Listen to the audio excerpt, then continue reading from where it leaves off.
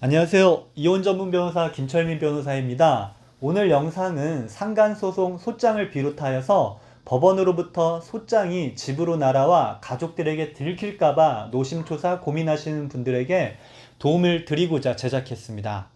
내용은 바로 내 앞으로 법원에 접수된 사건이 있는지 미리 검색해보고 소장을 법원이나 변호사를 통해서 받아보는 방법에 대한 것입니다.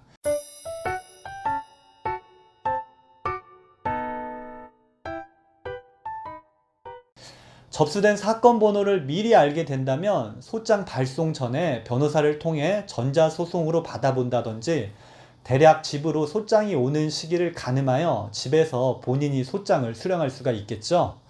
어떤 종류의 소장이든 법원으로부터 소장을 받는다는 것은 무척 괴로운 일일 텐데요. 그러다 보니 가족이나 지인들이 몰랐으면 하는 게 인지상정일 것입니다.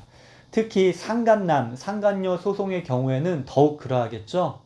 상간소송 중에는 이혼을 원인으로 하는 경우에는 가정법원에서 진행을 하게 되는데요. 소장 봉투에 이렇게 배우자에게는 주지 마세요라고 써 있다 보니 배우자가 소장 봉투만 본다고 하더라도 큰 의구심을 자아낼 것입니다. 제가 상담한 사람 중에는 상간소장이 곧 집으로 날아올 것 같자 배우자에게 발각되지 않기 위해서 잘 다니던 회사를 휴직하고 집에서 주구장창 소장이 오기만을 기다리던 사람도 있었습니다.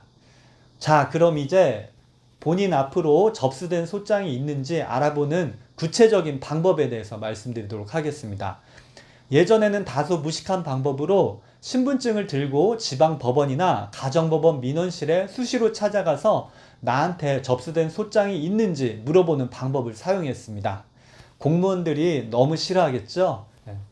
그런데 대법원 나의 사건 검색 사이트가 생기면서 보다 편리한 방법이 생겼는데요.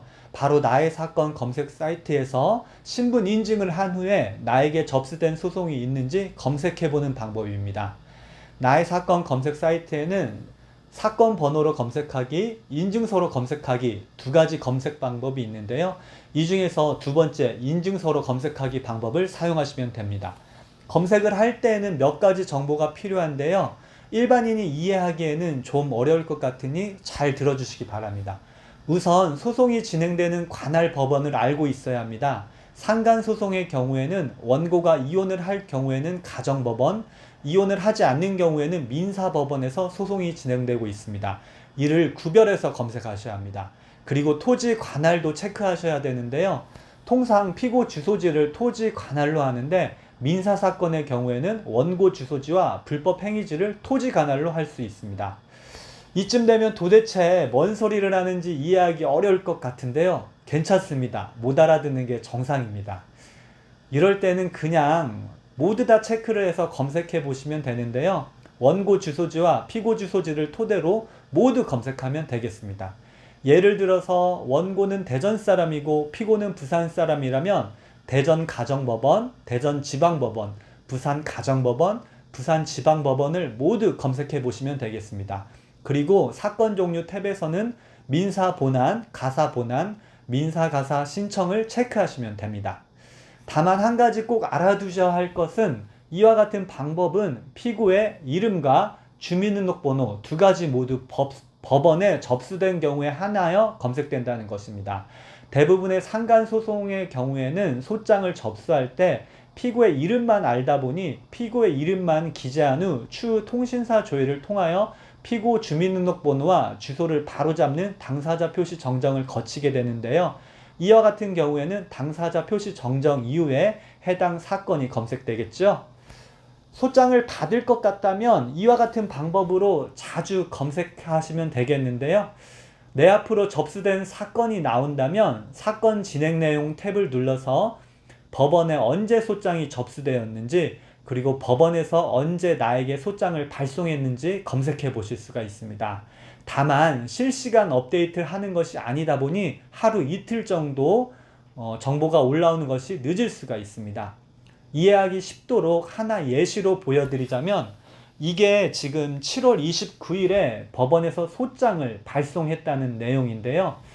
그럼 이제 우체국 아저씨가 등기 우편처럼 피고에게 가서 건네줄 테니 이론상 다음 날인 7월 31일부터 피고가 받아볼 수 있겠습니다.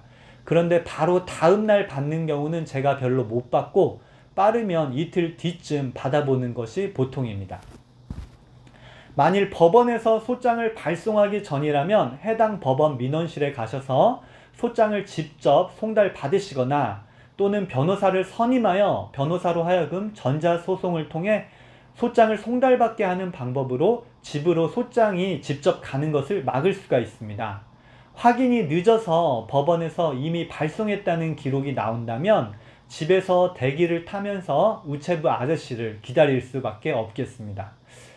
나의 사건 검색 업데이트가 실시간으로 되는 것이 아니고 경우에 따라서는 원고가 소장을 피고의 집이 아닌 직장이나 다른 주소로 보내는 경우도 있다 보니 제가 말씀드린 방법이 완벽한 방법은 아니겠지만 걱정이 되시는 많은 분들께 조금이라도 도움이 됐으면 좋겠습니다. 여담이지만 원고로서 상간소송을 할 경우 피고 측 배우자가 불륜 사건 내용을 알게 된다면 맞소송을 할 경우가 있습니다. 그렇기 때문에 무조건 피고 주소지로 소장을 보내는 것이 지혜로운 방법만은 아닙니다.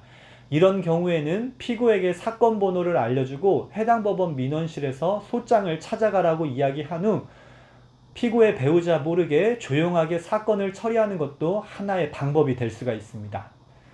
오늘은 소장을 받을 우려가 있는 경우 중간에 소장을 미리 받아보는 방법에 대해서 말씀드렸는데요. 가장 좋은 방법은 소장 받은 일을 만들지 않는 것이겠죠. 그런데 만일 문제에 휘말리게 된다면 소송으로 가기 전에 변호사의 도움을 받아서 당사자들끼리 소송하지 않고 합의로 문제를 마무리하는 것도 좋은 방법입니다. 합의하는 방법에 대해서는 앞으로 영상을 찍어볼까 합니다.